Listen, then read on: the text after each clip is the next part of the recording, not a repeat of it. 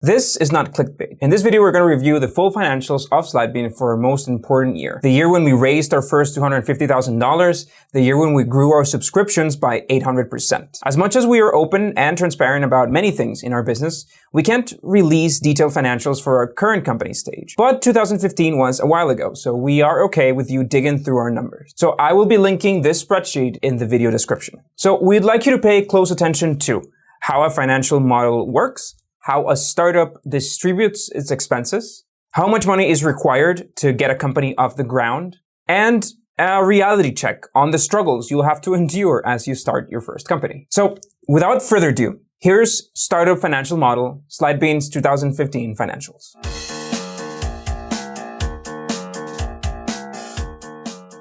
So just in case you're new here, I co-founded Slidebean with these guys back in 2013. Slidebean is a pitch deck platform for startups. We have an AI design platform that designs your slides for you, or if you're looking for more advanced human help, we can also get involved with writing the slides for your deck. Alright, so we got together and bought the slidebean.com domain on May 2013 and started working on the platform. We held part-time jobs and managed other projects between 2013 and 2014 to be able to pay our bills. In 2014, we got accepted in Startup Chile, an accelerator in Santiago that gave us $35,000 and allowed us to dedicate all of our time to the platform. Later that year, we also went to Dream Adventures, an accelerator in New York City. We leveraged the Dream network heavily to get into investor conversations. The presence in New York City was also crucial towards getting the launch of the platform covered by the startup press. Finally, we joined 500 startups in the winter of 2014, raised $75,000 from them, and then closed an additional $250,000 from a mix of investors in New York City and San Jose. So our financials at that time were complex and, yeah, not very well documented. Some of the money came from consulting projects we took, which were unrelated to Slidebean, so it's not necessarily a great example for you. So if you haven't done so, you should look into our founder's agreement video to get an idea of how to manage money at such an early stage. But again, by February 2015, we had money in the bank and we could start spending more aggressively. So here's the breakdown. We started the year with $1,178 in subscription, and we closed it with $16,197. We generated a total of $113,535 in revenue and spent over $313,000. And yeah, that's the reason why startups raise money, because turning a profit your first year is very hard. Before we dig deeper into the document, let me explain briefly how a startup or really any business financial model works. A financial model is usually split into SG&A, which is selling, general, and administrative expenses, COGS, which is costs of goods sold, revenue, and CapEx, which is capital expenditure. In our case, COGS holds all of our server costs essential to the business. So this includes AWS, as well as any other platform or tool that the Slidebean platform, the app, needs to operate correctly. CapEx, we use mostly for equipment, so office furnishing and computers. When you buy a company laptop, you're not spending the money, but put it into an asset. So for financial purposes, this works somewhat differently. There's depreciation and a few other things that get calculated here. Now, SG&A has all of the other expenses. That includes the team, the marketing costs, rent,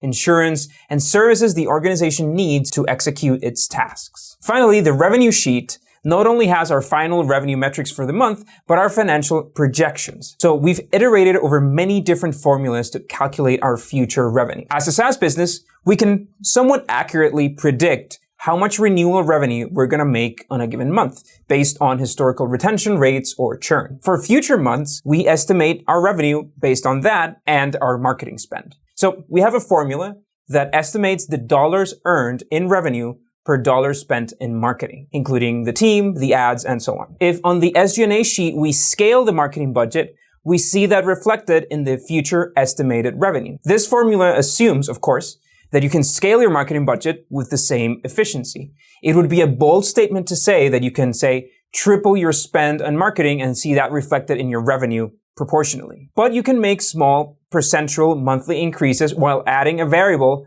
to predict that more spent will probably be less efficient, or your cost of acquisition will go higher. Another formula we use is the support staff required depending on the number of customers. So you can estimate that you'll need to hire a new support person for every, say, 1,000 new active customers on the platform. So as your subscriber base scales based on your predicted increase in your marketing spend, so will your estimated expenses to support that user base. So you can apply a similar formula to server costs and to other platforms and all this stuff in the financial model. Calculating all of this is rather complex, and every business will need a different formula, but estimating this correctly will allow you to spend your budget more efficiently. Knowing what will happen, or being able to estimate it accurately in the next few months, lets you choose when and how to scale your team and your growth efforts without endangering the company cash flow. Back to our own financials. We closed $170,000 of funding in February 2015. Thanks to the fact that this was a convertible note, go watch our video on convertible notes, we collected the first $170,000 on February, and then we raised an additional $80,000 in May. Yes, at this point, I had never seen so much money on a bank account that I had access to. Let's start with the SG&A. Payroll or salaries. We spent around $146,000 in payroll that year,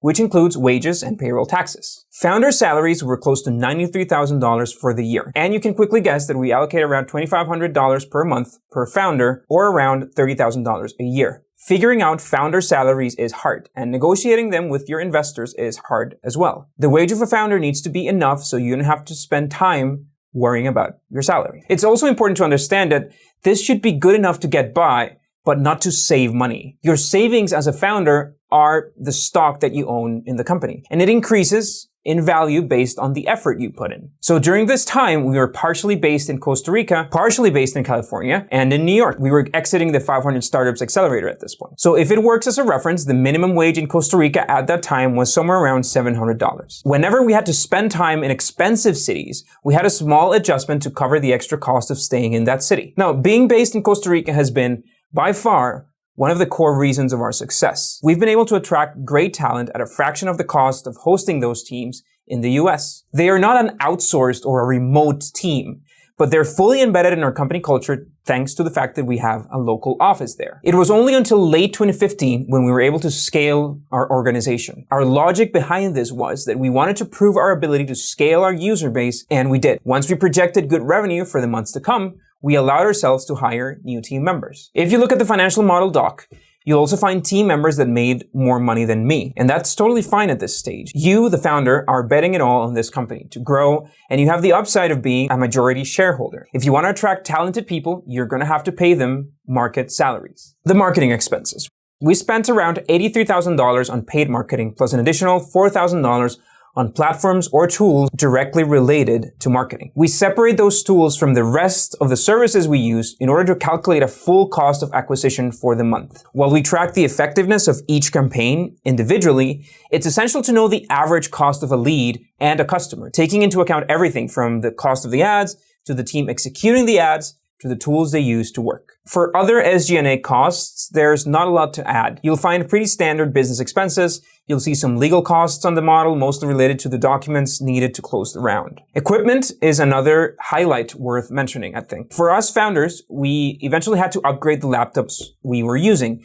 And spending $2,500 on a new MacBook Pro was an unjustified company expense at this point, when we could have gotten along with a cheaper version of that laptop. So what we did is the company bought the laptops, but we paid the company back in monthly installments. Now, the costs of goods sold. If you're an e-commerce platform, the cost of the things you sell would all be calculated here. But since we're a software platform, we really only include the server costs, which allow us to calculate a very gross, very broad margin for the cost of running the platform versus the revenue we get. This is really not a real gross margin, since the platform also needs human beings to operate, to provide support, for example. But you can still calculate an adjusted margin if you include the cost of the customer team in here. Now for the revenue sheet. You'll find a lot of KPIs on this sheet. Most of them are quite specific to a SaaS business or are used as part of our formula to estimate future revenue. A lot of this data comes from ChartMogul or from Baremetrics. So Excel is mostly a monitoring platform and a future revenue prediction tool. Some points worth mentioning.